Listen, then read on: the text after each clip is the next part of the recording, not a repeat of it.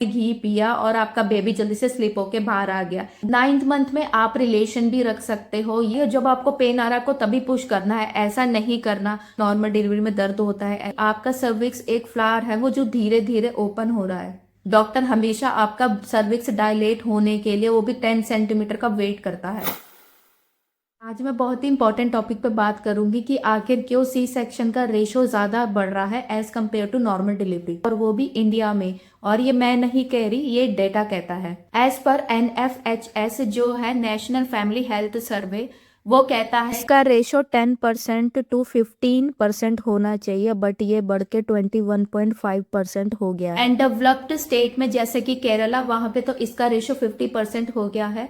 C section यानी कि caesarean delivery, ये एक सर्जिकल प्रोसीजर होता है जो कभी कभी जरूरी होता है, बट आज के टाइम पे इसका मिसयूज हो रहा है। एक टाइम था नॉर्मल डिलीवरी बहुत ही कॉमन था, बट आज के टाइम पे हर तीसरी से चौथी महिला का सी सेक्शन हो रहा है। क्या ऐसा जरूरी है या एक ये ट्रेंड बन चुका है? चलो आज इसके बारे में बात करेंगे। तो सबसे पहले सी सेक्शन के रीजंस के बारे में बताती हूँ। Mother health issue, high BP, high sugar level, obesity, haemoglobin का कम होना, बेबी का oxygen level and heartbeat abnormal होना, baby in breech position, baby का उल्टा होना, twins pregnancy, multiple pregnancy and pregnancy after 35+ and normal delivery का डर होना।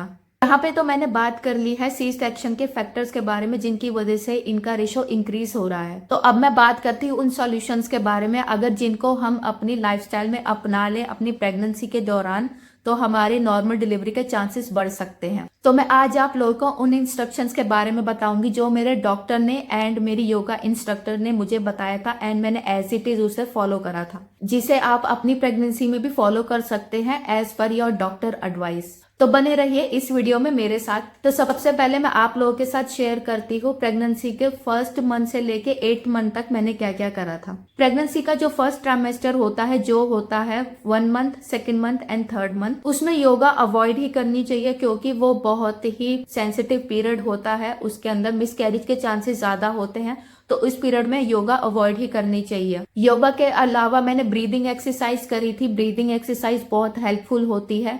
ये मदर का ऑक्सीजन लेवल तो अच्छा करती है, साथ में बेबी के लिए भी बहुत अच्छी होती है। जंक फूड अवॉइड करना है, ग्रीन वेजिटेबल्स अच्छी मात्रा में खानी है, एंड फ्रूट्स बहुत ही ज्यादा जरूरी है। And please avoid papaya and pineapple. Water का इंटेक थ्रू आउट प्रेगनेंसी बहुत अच्छा होना चाहिए। हमें प्रेगनेंसी में स्ट्रेस बिल्कुल नहीं लेना है। स्ट्रेस की वजह से नेगेटिव हार्मोन्स रिलीज होते हैं जो हमारी बेबी की तरफ भी जाते हैं। नेगेटिव थॉट्स को अवॉइड करना है, एंड नमक की मात्रा आपको कम कर देनी चाहिए, क्योंकि अगर हम सॉल्ट अपने फूड में ज्यादा लेते हैं तो उससे बीपी के चांसेस ज्यादा हो जाते हैं। तो हमें हाई बीपी बिल्कुल भी नहीं करना है। और जब भी हम खड़े होंगे और बैठेंगे, हमें बिल्कुल अपना पोस्चर बिल्कुल स्ट्रेट रखना है। बिल्कुल झुक के नहीं खड़ा होना, ना हमें झुक के बैठना है। प्रेगनेंसी में वेट हमारा जो इंक्रीज होना चाहिए वो 12 kg से लेके 18 kg तक ही होना चाहिए। उससे आगे अगर हमारा वेट इंक्रीज होता है तो उसमें नॉर्मल डिलीवरी के चांसेस कम हो जाते हैं। जो लोग बोलते हैं ना कि अगर आप प्रेग्नेंट हो आपको डबल खाना चाहिए, डबल खाओ, बच्चा भी भूखा रहना चाहिए, वो सब बेकार की बातें होती हैं। हाँ, आप थोड़ा सा एक्स्ट्रा जरूर खाते हैं, बट ये नहीं है कि आप जहाँ पे 4 रोटी खाई है वहां पे आपको 8 रोटी खानी है। और मैं अपना एक्सपीरियंस बताऊं, स्टार्टिंग के जो मेरे 3 मंथ थे उसमें तो मुझे रोटी बहुत ही गंदी लगती थी। मैंने दलिया, खिचड़ी, चावल यही सब खाया है। कोई कोई लोग ना ये भी बोलते हैं कि ना स्टार्टिंग में अगर हमें खाने में स्मेल आने लगती है ना, मुझे खाने में मसालों की बहुत गंदी बदबू आती थी, उसमें बोलते हैं कि ना लड़का होगा लड़का होगा। ये सब बेकार की बातें हैं, ये सब मिथ है, इन बातों पे मत जाइए। मेरी बेबी गर्ल है और मुझे उस टाइम पे ना जब मैं प्रेग्नेंट थी मुझे खाने की मसालों में ना स्मेल बहुत ज्यादा आती थी। आपको अपना लाइफस्टाइल अच्छा करना है और आपको अपनी प्रेगनेंसी में एक्टिव जरूर रहना है। जब भी आप बैठे तो आपको ना पैर थोड़ा फैला के बैठना है। आपको पैर ऐसे बिल्कुल बीच के नहीं बैठना, और जब भी आप चलो तो आपको ना पैर थोड़े फैला के चलना है। उससे ना बेबी का एंड टाइम पे ना हेड नीचे एंगेज होने में ना बहुत हेल्प करता है। एंड मेक श्योर आप अपनी प्रेगनेंसी में लेफ्ट साइड पे ही सोए। करवट आप थोड़ी देर के लिए ले सकते हैं, बट आपको ज्यादा से ज्यादा लेफ्ट साइड पे ही सोना है। इससे ये होगा हमारे बेबी के पास हम अच्छा ऑक्सीजन लेवल पहुंचेगा और खून की मात्रा अच्छा पहुंचती है। अब आप 3rd मंथ के बाद 4th मंथ लगते ही अगर आपकी प्रेगनेंसी में कोई भी कॉम्प्लिकेशंस नहीं है तो आप योगा स्टार्ट कर सकते हैं। और मैं आपको यही कहूँगी, आप योगा स्टार्ट करने के लिए एक कोई क्लासेस भी आप ज्वाइन कर सकते हैं। मैंने जो इतनी फीस दी थी ना, मैंने अपनी through out pregnancy 1 time payment करी थी 1000 रुपीज। उसके अंदर मेरी डाइटिशियन भी थी और मेरी योगा इंस्ट्रक्टर भी थी। और आप ऐसा भी कर सकते हो, अगर कोई प्लान मंथली पेड है तो आप स्टार्टिंग में योगा क्लासेस ज्वाइन कर सकते हो। उससे ये होगा ना, आपको थोड़ा आइडिया लग जाएगा आपको कैसे कैसे योगा करनी, कैसे कैसे पोस्चर लेना, क्योंकि हमारा बाद में बेबी बम इंक्रीज हो जाता है, तो वो आपको ध्यान रखना है। और मेरी प्रेगनेंसी में लो लाइन प्लेसेंटा था, इवन 4 मंथ तक आते आते वो ठीक हुआ था। उसके बाद ही मैंने अपनी योगा स्टार्ट करी थी। बट मेरी डॉक्टर ने ऐसा नहीं बोला था आपको प्रॉपर बेड रेस्ट लेना, ऐसा कुछ नहीं था। मैं उस टाइम भी एक्टिव थी। मैं आप लोगों को यही कहूंगी, आप जब भी योगा स्टार्ट करें आप अपने डॉक्टर से एक बारी जरूर एडवाइस लेना, ऐसे बिल्कुल मत करना। वॉकिंग आपको रोज करनी है। वॉकिंग आप 30 मिनट्स टू 45 मिनट्स कर सकते हैं। वॉक हमारी प्रेगनेंसी में बहुत ज़्यादा हेल्प करता है, तो आप 1-2 दिन चाहे स्किप कर सकते हैं, बट आपको अपने रेगुलर लाइफस्टाइल में वॉकिंग ज़रूर शामिल करनी है। अब मैं शेयर करती हूँ मैंने 9th मंथ में क्या क्या चीज़ें फॉलो करी थी। आपको थ्रू आउट प्रेगनेंसी अपने बेबी से बात करनी है और अपने बेबी बम पे हाथ रख के ही बात करनी है। आप अपने बेबी से बात करने लगोगे ना, वो आपको रिस्पॉन्स भी करने लगेगा बाद में। जब आपका बेबी बम इंक्रीज होता रहेगा ना, तो वो बेबी आपको रिस्पॉन्स करेगा, आपको किक करेगा और आपको हाथ मारेगा और कभी कभी तो मूव भी होगा। तो अपने बेबी से बात करिए, उसको अच्छा अच्छा म्यूजिक सुनाइए। और मेडिटेशन तो आप स्टार्टिंग से ही कर सकते हैं। अब कुछ ऐसे पॉइंट्स मैं आपको शेयर करूंगी जो आपका 9th मंथ में बहुत ही ज्यादा हेल्पफुल होंगे। आपको ब्रीदिंग एक्सरसाइज जरूर करनी है। ब्रीदिंग एक्सरसाइज ना हमें बेबी को पुश करने में बहुत ही ज्यादा हेल्प करती है। ब्रीदिंग एक्सरसाइज आप काउंटिंग के साथ कर सकते हो। जैसे आपको जब ब्रीद इनटेक करनी है तब आपको करना है 1 2 3 4। अब हम ये वाली नोज रिलीज करेंगे। अब इसको प्रेस करेंगे और यहां से हमें अपनी ऑक्सीजन रिलीज करनी है। 4 3 2 1 ऐसे ही आपको करने हैं। और आप इसके जो काउंट होते हैं वो आप अपने अकॉर्डिंग कर सकते हो।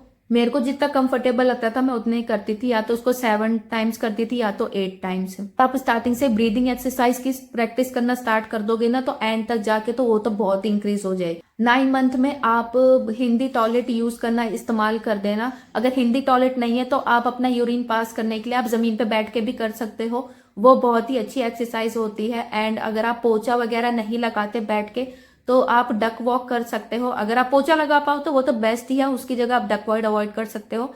आप कीगल एक्सरसाइज कर सकते हो। आपको स्क्वाट्स करना है एंड मल्लासन भी बहुत जरूरी है। और आपको 9 मंथ में तो बहुत ही अच्छी अच्छी बातें सोचनी है, बिल्कुल नेगेटिव थॉट्स नहीं लेके आने। नेगेटिव थॉट्स लेके आएंगे तो नेगेटिव हार्मोन्स रिलीज होंगे। 9th मंथ में आप रिलेशन भी रख सकते हो, ये भी हेल्प करता है आपका सर्विक्स का मुंह ओपन होने के लिए। आप अगेन बट मैं यही कहूंगी आप अपने डॉक्टर से जरूर पूछना। मैंने अपने डॉक्टर की एडवाइस के बिना कुछ नहीं करा है। इवन मैं अपने रिलेशन रखने के लिए भी मैं अपने डॉक्टर से ही पूछती थी। मेरे डॉक्टर ने मुझे बोला था आप 3rd मंथ के बाद रिलेशन रख सकते हो। जब मेरा लो लाइन प्लेसेंटा ठीक हो गया था उसके बाद ही हमने रिलेशन रखा था। एंड 9th मंथ में आपको कोई कहता है कि आप दूध में घी डाल के पीजिए या दाल में घी डाल के पीजिए, बेबी को स्लिप होने में हेल्प करेगा, तो ये भी एक मिथ है। मेरी डॉक्टर ने मुझे ये बोला था, ऐसा नहीं होता कि आपने पूरे 9-8 महीने तक तो कुछ नहीं करा, 9वें महीने में आके आपने अब आपको घी पीना है, ये करना है, वो करना है।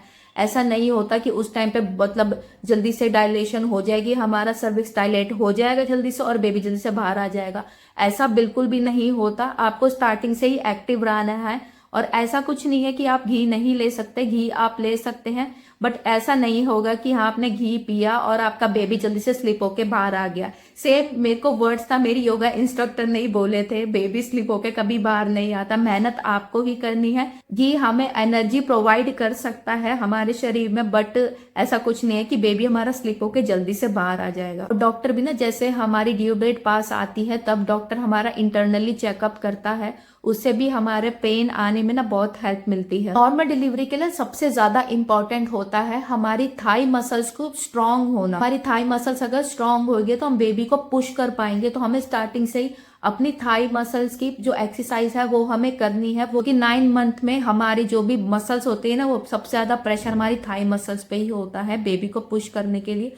तो उनकी हमें स्ट्रेंथ इंक्रीज करनी है। तो चलो अब वो बात करते हैं आपको ड्यूरिंग लेबर पेन में क्या क्या करना है। देखो जो हमारे लेबर के पेन आते हैं ना, वो एकदम से जल्दी जल्दी नहीं आते, उसके ड्यूरेशन धीरे धीरे कम होती है। स्टार्टिंग में हो सकता है आपको 30-30 मिनट में आए ये पेन, एक एक बारी में आए, फिर उसकी ड्यूरेशन कम होती रहती है, 25 मिनट, 20 मिनट, 15 मिनट, ऐसे उसकी ड्यूरेशन कम होती रहती है। जब आपको लेबर पेन नहीं आ रहा तब आप एक्टिव रहना, आपको वॉक करते रहना है, और अगर आप चाहो तो आप स्क्वाट्स कर सकते हो, बटरफ्लाई कर सकते हो, कैट एंड काउ पोजीशन कर सकते हो, बहुत ज़्यादा हेल्प करेगी। और लेबर पेन कम करने के लिए ना ब्रीदिंग एक्सरसाइज एक मतलब मैजिकल थेरेपी है। और जैसे ही आपको लेबर पेन स्टार्ट हो जाए, आपको ऐसा नहीं है जब आपको पेन आ रहा है को तभी पुश करना है, ऐसा नहीं करना। आपको स्टार्टिंग से ही पुश नहीं करना है, इससे आपका स्टेमिना, आपकी स्ट्रेंथ, सारी एनर्जी खत्म हो जाएगी जब आपका मेन लेबर स्टार्ट होगा। और हमारी नॉर्मल डिलीवरी तब तक नहीं होती जब तक हमारा सर्विक्स 10 सेंटीमीटर डायलेट नहीं होता। डॉक्टर हमेशा आपका सर्विक्स डायलेट होने के लिए वो भी 10 सेंटीमीटर का वेट करता है। अगर आपकी लेबर पेन की ड्यूरेशन ज्यादा है तो आपको जल्दी ही हॉस्पिटल में एडमिट नहीं होना है। ऐसा बिल्कुल मत करना। अगर आप जल्दी एडमिट हो जाओगे ना तो पता है डॉक्टर के ऊपर भी प्रेशर हो जाता है और आपको भी ऊपर प्रेशर हो जाता है, कब बेबी होगा, कब बेबी होगा। तो आपको जल्दी हॉस्पिटल में एडमिट नहीं होना है। ऐसा भी नहीं करना 1-2 मिनट पे पेन आ रहा है आप तभी जाके एडमिट हो। हाँ, अगर आपको 10-10 मिनट में पेन आ रहा है तब आप जाके एडमिट हो सकते हैं हॉस्पिटल में। इससे क्या होगा, आपको भी ज्यादा प्रेशर नहीं रहेगा, डॉक्टर पे भी ज्यादा प्रेशर नहीं होता। आपके लेबर पेन के ड्यूरिंग आप गाने सुन सकते हैं, आप मेडिटेशन कर सकते हैं, उससे हमारे ना हैप्पी हार्मोन्स रिलीज होंगे। और आपको एक मैजिकल टिप दूं, अगर आप नॉर्मल डिलीवरी के लिए खुद ही बहुत ज्यादा ट्राई करोगे तो उसमें आपका बेबी भी हेल्प करता है। इसलिए मैं आपको कह रही हूँ, आपको थ्रू आउट प्रेगनेंसी अपने बेबी से बात करते रहना है। किसी किसी हॉस्पिटल में आप लेबर रूम में अपनी मम्मी को, अपने हस्बैंड को लेके जा सकते हो। मेरे केस में ऐसा नहीं था, इवन मैं अपने अल्ट्रासाउंड में भी अपने हस्बैंड को लेके नहीं जा पा रही थी। बड़े बड़े शहरों में ऐसा होता है, लेके जाते हैं हस्बैंड वगैरह को सब, बट ये छोटे शहरों में ये पॉसिबल नहीं होता। हाँ, अगर आपके स्टेट में ये पॉसिबल है तो आप ये ऑप्शन जरूर ले सकते हो। आप अपनी मम्मी को, अपने हस्बैंड को या किसी फ्रेंड को आपके जो बहुत दिल के नजदीक हो उसको साथ लेके जाओ, उससे भी आपको बहुत हेल्प मिलेगी। नॉर्मल डिलीवरी ना एक नेचुरल प्रोसेस होता है, तो आप उसको जितना नेचुरल रहने दोगे ना आपके लिए वो बहुत अच्छा रहेगा। जब आपको डॉक्टर पुश करने के लिए बोले तब आपको एक डीप ब्रीथ लेनी है फ्रॉम नोज, और फिर आपको दांत बीज के पुश करनी है। ऐसे करके आपको पुश करना है, आपको अपना मुंह खोल के पुश नहीं करना, उससे हमारी बहुत ही ज्यादा एनर्जी वेस्ट होती है।